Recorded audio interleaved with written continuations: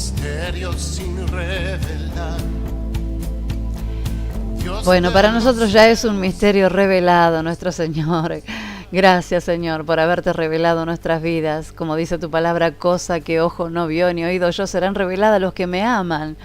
Y para que Dios se revele a tu vida tenés que amarlo, tenés que buscarlo, tenés que analizar la palabra, hablar con Él de todo tu corazón, querer ser limpio, anhelar ser limpio. Porque Dios no va a hacer nada que vos no quieras que Él haga. Él es un Señor que aún pide permiso para entrar. Él golpea la puerta de tu corazón y dice, yo estoy a la puerta y llamo, si vos abrís, yo voy a entrar, voy a cenar con vos y vos conmigo, quiere decir, me voy a quedar eternamente con vos. La cena significa algo familiar, algo íntimo. Bueno, el Señor quiere intimar con vos, eso es lo que quiere hacer en tu vida, pero Él no va a hacer nada que vos no le permitas. Él es un Señor, como te dije, el único que se mete de prepo en nuestras vidas es Satanás. Él no pide permiso. Él enseguida te mete la duda, te mete la incredulidad, te mete la enfermedad, te mete lo que sea, de prepo. Pero para eso vino el Señor, para deshacer toda obra del diablo. Él vino a decirle, diablo, correte porque esta hija me cree, este hijo me cree. Y ahí es donde verdaderamente vos dejás actuar a Dios a través de la fe. Por la fe muchos de la antigüedad conquistaron reinos, hicieron proezas, taparon bocas de leones, hicieron tantas cosas los hombres de Dios en la antigüedad, en el antiguo pacto. Así que hoy nosotros, cuánto más teniendo este Espíritu Santo que mora en nuestras vidas, en nuestros corazones, podemos hacer. Dice que cosas aún mayores de las que hizo el Señor podemos hacer nosotros si realmente le creemos. El problema es que muchas veces este mundo nos distrae, mis hermanos. Hay demasiadas cosas para entretenerse y a veces cuando uno está mirando para afuera no puede ver para adentro. Porque no podemos, o miramos para afuera o miramos para adentro. Bueno, que Dios bendiga sus preciosas vidas y seguimos con esta iglesia de Sardis y vamos a seguir con este tema. La ciudad de Sardis estaba situada en la provincia romana de Asia, en lo que es actualmente la Turquía asiática. Fue capital del antiguo reino de Lidia. Sardis era una ciudad muy rica en oro, que lo obtenía del río Pactolo, así se llamaba el río, un nombre medio raro, ¿no? Que atravesaba la ciudad. Fue una de las ciudades donde primero se acuñó el dinero. Era una ciudad fortificada, rodeada por acantilados y dominada por el otro costado, el amplio valle de Hermo. Su actividad comercial estaba basada en el comercio de lujosas telas. Sardis fue destruida por un terremoto en el año 17 después de Cristo y en su lugar ahora se encuentra la ciudad de Sert-Kalesi. Así se llama la nueva ciudad donde estaba situada esta. Nuevamente Cristo les recuerda, allí en el verso 1, el pastor encargado de la iglesia de Sardis, que Él es Dios, que Él tiene el control absoluto sobre el Espíritu Santo que visita las 7 iglesias y que Él es el Espíritu de verdad, como también controla y tiene toda la potestad sobre las 7 estrellas, que son los ángeles de las iglesias, y le advierte que Él es quien dicta este mensaje. El elogio que Cristo hace a la iglesia de Sardis es muy breve, se va disipando y se convierte en una condenación. Tremendo, ¿eh? Yo conozco tus obras, dice. Se refiere a la época pasada de florecimiento que tuvo esta iglesia, ya que es notable que ahora no queda nada de esa gloria. Esta iglesia en sus comienzos tenía la reputación de ser fiel a Cristo, tal y como aconteció más recientemente con Martín Lutero en el año 1505, cuando en la época de la Reforma los cristianos obedecían de alguna manera y eran fieles a la enseñanza bíblica. Que tienes nombre de que vives, le dice. Esta es la típica expresión que en nuestros tiempos llamamos fama o reputación. Hoy hay muchos cristianos, entre comillas, que tienen fama y reputación ante los hombres, pero yo quisiera saber si los conocen arriba. Y denota a una iglesia que era y que ya no es. Su nombre dice que estaba ahí, que tenía existencia física, pero por dentro estaba vacía, estaba muerta espiritualmente. Esta es una muy triste realidad en la que navegan algunas iglesias en estos días. La apariencia, el tratar de agradar al mundo, el satisfacer los deseos de las demás personas que los rodean, importando culturas y prácticas del mundo, están llevando al sepulcro a la mayoría de las iglesias, ya que la sumisión diaria a la voluntad de Dios es cosa del pasado. Se murieron, mis hermanos, están muertas espiritualmente. Es de notarse que a pesar de estar muerta la iglesia de Sardis, quedaba algo, un vestigio quedaba, que se podía rescatar en ella. Y es por esto que en el versículo 4 Cristo nombra a unas pocas personas que se han mantenido fieles, dignas y no han manchado sus vestiduras. Estos podrán andar conmigo, dice el Señor. No manchar sus vestiduras significa apartarse de la engañosa actitud y conducta humana que es practicada con los que no han conocido la cultura del reino de los cielos, o mejor dicho, la doctrina del reino de los cielos, la verdadera doctrina. Es de notar que la persecución en esos tiempos era implacable y el sacrificio con la muerte física de los líderes cristianos era muy común. Muchos de los cristianos de hoy no han experimentado la persecución, por lo tanto el Señor demandará mayor compromiso de su parte en la obra, en el ministerio, en la evangelización y en general en su fidelidad a Él, que es lo más importante. Hay una condenación y una advertencia. La condenación que Cristo hace a la iglesia de Sardis en el versículo 1, y estás muerta, le dice, lisa y llanamente. Es directa y está basada en un hecho real que habla del estado deplorable al que había llegado la iglesia. Esta designación habla de una hipócrita actitud disfrazada bajo actividades suntuosas para agradar a los hombres y que no son de ninguna manera útiles para los propósitos de Dios. Ellos creían que a Dios lo podían engañar, mis hermanos. Para que no haya duda al respecto, Cristo especifica y detalla esta observación en el versículo 2, porque no he hallado tus obras perfectas delante de Dios, le dice. Dios exige que nuestras obras de servicio a Cristo sean hechas con excelencia. La mediocridad es sinónimo de tibieza y esta no es aceptada por el Señor. Esto es confirmado por Él en su advertencia a la iglesia de la Odisea, inclusive allí en Apocalipsis 3:16.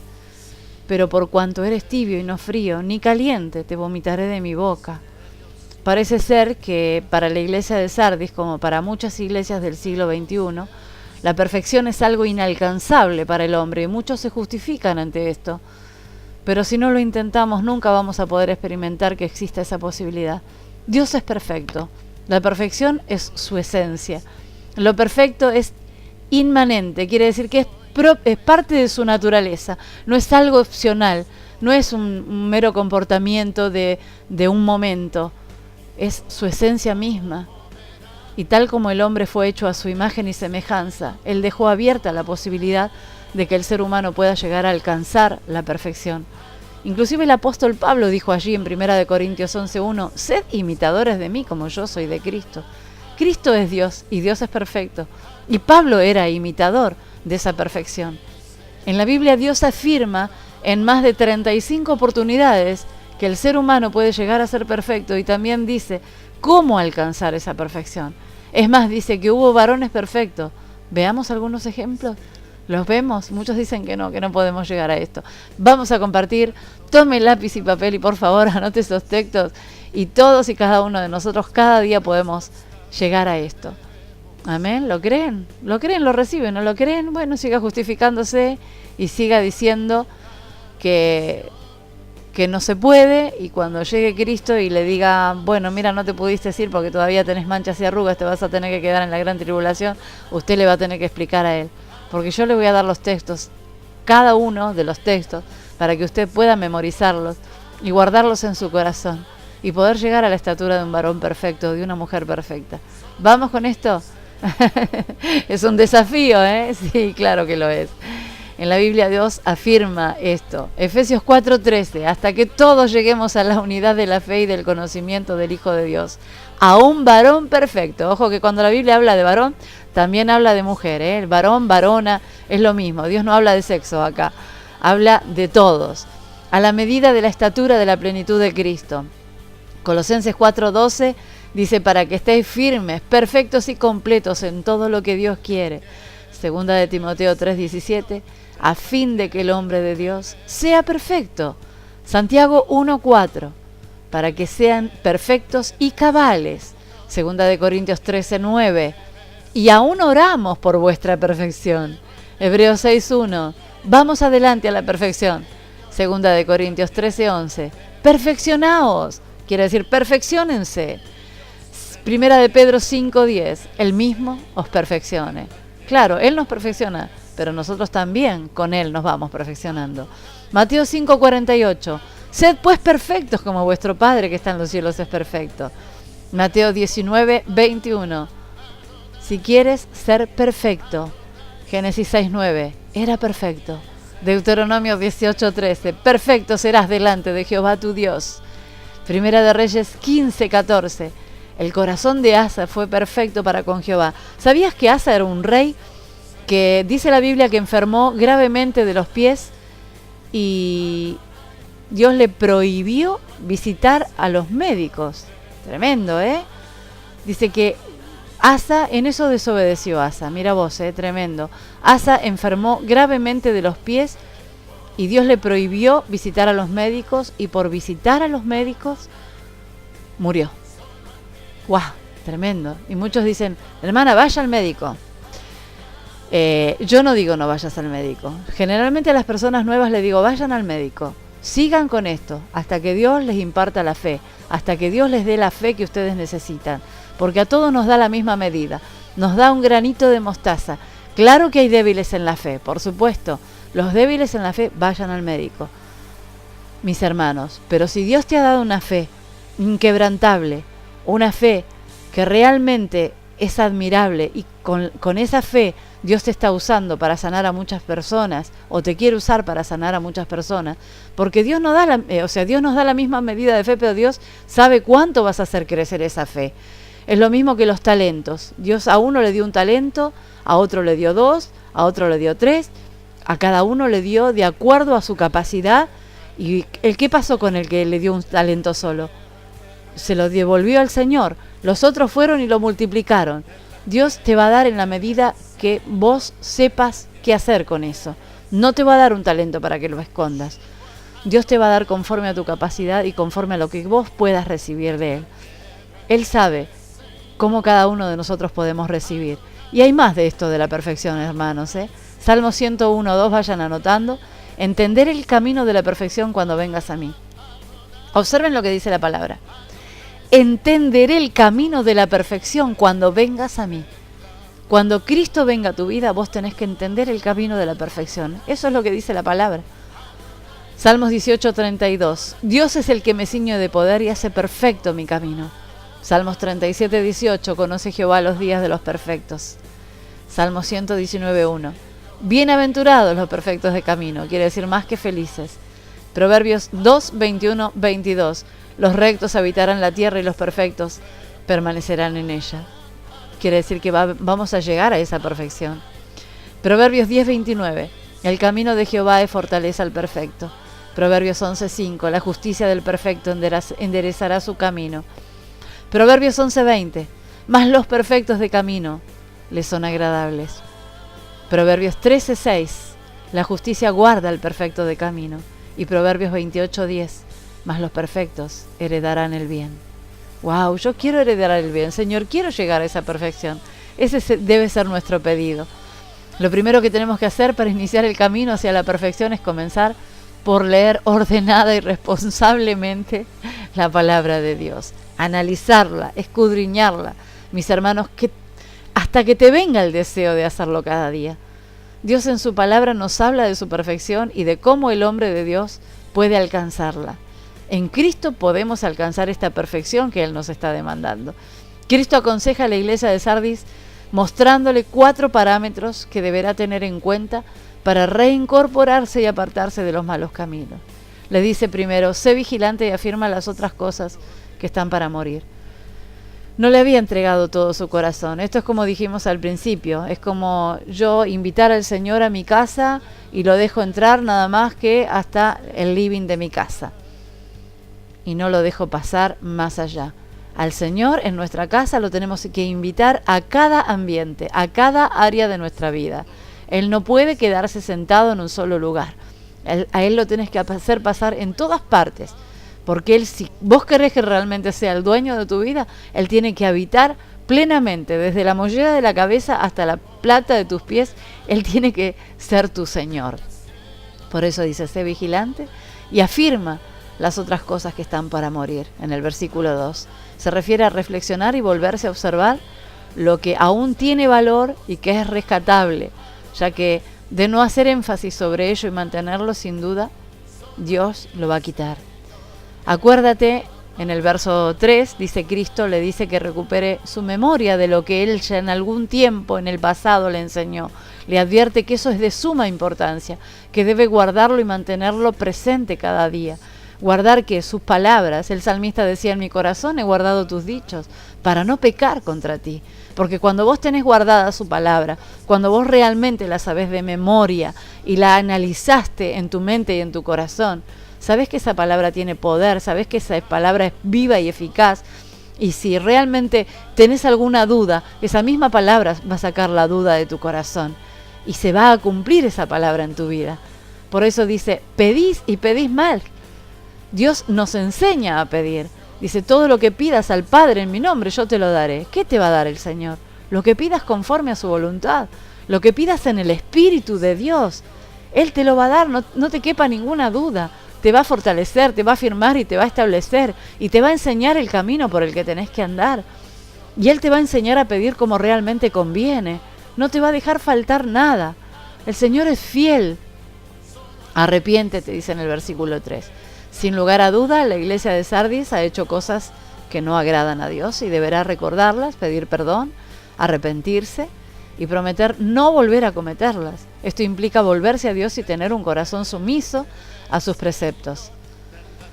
Pues si no velas, dice el versículo 3, el velar es estar vigilante y se refiere a vivir alerta para cuando Él venga y no nos encuentre desprevenidos. Por eso dice, el que es santo santifíquese aún más, porque si no, no se santifica, mis hermanos, se va a quedar en la gran tribulación. El arrebatamiento de la iglesia viva, creyente, junto con la resurrección de los muertos en Cristo, son los dos acontecimientos de mayor importancia para el ser humano hoy en día, como lo dice allí en 1 de Tesalonicenses 4, 16 y 17, ya que de no estar incluidos entre algunos de estos dos, estaríamos quedándonos excluidos de las bendiciones de la vida eterna con Cristo. Por lo tanto, para asegurarnos de estar allí, debemos mantenernos durante toda nuestra vida física fieles a Cristo, obedeciendo sus mandatos y en santidad progresiva.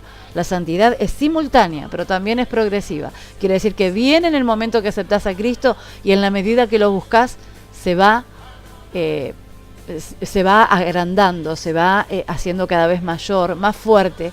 Y vas a llegar a un momento que no vas a odiar el pecado, vas a rechazar el pecado, vas a aborrecer todo aquello que te separa de Dios.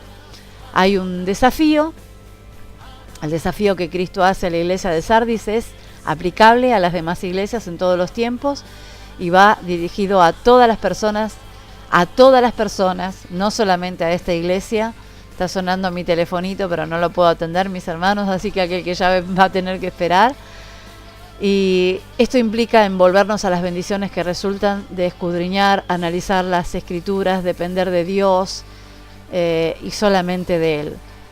Y les dejo para que lean allí en 1 de Juan 5, 1, 4. Esto va dirigido a todas las personas que componen la iglesia de Jesucristo, los creyentes que han nacido de nuevo por la fe puesta en Jesucristo.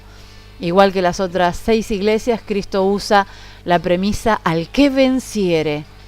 Los atletas que participan en una competencia se preparan, se entrenan, siguen una rutina de ejercicios, aunque les duela el primer día, les va a doler 2, les va a doler 3, esto lo hemos hablado en otras oportunidades, pero va a llegar un momento que ya el cuerpo no duela más porque se acostumbra. Bueno, así es la vida espiritual, hermanos. Nos acostumbramos y ya cuando no la hacemos parte de nuestra vida, nos sentimos incompletos.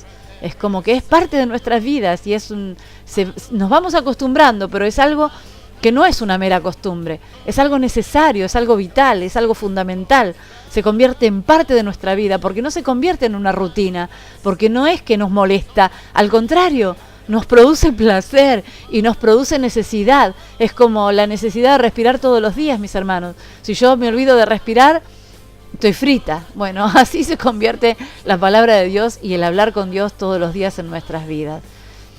Y bueno, es importantísimo que puedan entender esto. El objetivo principal es el de llegar primero y recibir el premio por haber ganado, después de haber cumplido a cabalidad con lo estipulado por lo que dicen las Escrituras, y Sabemos que un atleta de todo se abstiene, ¿no es cierto? Y nosotros nos abstenemos de todo pecado. Es fundamental que nos abstengamos del pecado. Dice que será vestido de vestiduras blancas. Estos vestidos blancos significan que el que es nacido de nuevo es revestido de la justicia de Cristo, como lo dice 2 de Corintios 5:21. El color blanco denota también limpieza, claridad, resplandor, brillo y llevar la luz de Cristo donde quiera que vayamos. La Biblia dice que una luz no se esconde, sino que se deja ver por todos. Las vestiduras blancas resaltan al creyente que ha sido merecedor de este premio por su fidelidad a Cristo y por mantenerse en santidad. Cristo no borrará su nombre del libro de la vida. El libro de la vida contiene los nombres de todos los que han nacido de nuevo. Los nombres de los que rechazan a Cristo son borrados del libro de la vida porque están muertos espiritualmente. Los nombres de los verdaderos creyentes están anotados en este libro del Cordero, Apocalipsis 13:8 y 21:27. Los que no se encuentran anotados en este último libro serán lanzados al lago de fuego que es el infierno. Apocalipsis 20:15. Sé que es dura la palabra, pero esta es la verdad, mis hermanos. Vamos a ir ahora sí a una alabanza y en un ratito volvemos con el tercer y último bloque. Amén.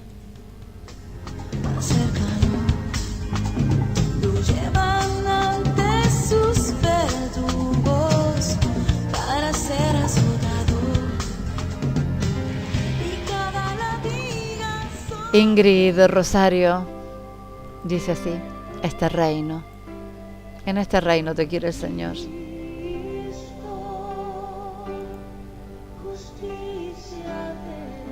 Te amamos, Rey, te bendecimos, Señor. Hijo del hombre, Hijo de Dios, el reino es de... Tuyo es el reino, Señor.